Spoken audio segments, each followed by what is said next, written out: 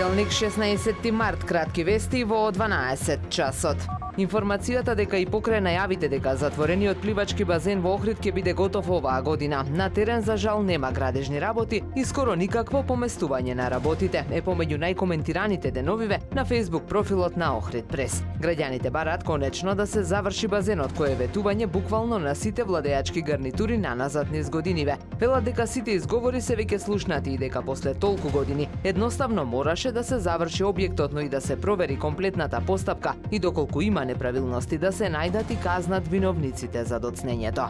Читатели на Охрид Прес испратија фотографии до редакцијата од главниот влез во комплексот Инекс, на кој се гледа дека ги нема крилата од портата. Доскоро беа тука, видливо е дека некој ги има одстрането неодамна. По земјата околу столбот кој се уште тука стои во дописот. За сега нема потврдени информации дали станува збор за санација од страна на одговорните служби или некој се послужил со истите. Станува збор за главниот влез во комплексот Инекс кој води до хотелите во овој дел на градот, плажите, но и до председателската вила која е во непосредна близина.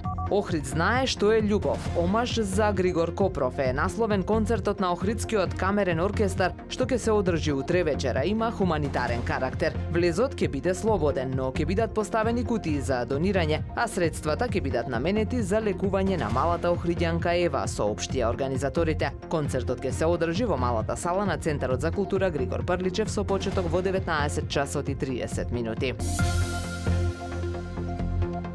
Времето денес сончево со мала до умерена локална облачност, дува умерен јужен ветер, максималната температура во Охрид до 13 степени. Повеќе информации на ohridpress.com.mk.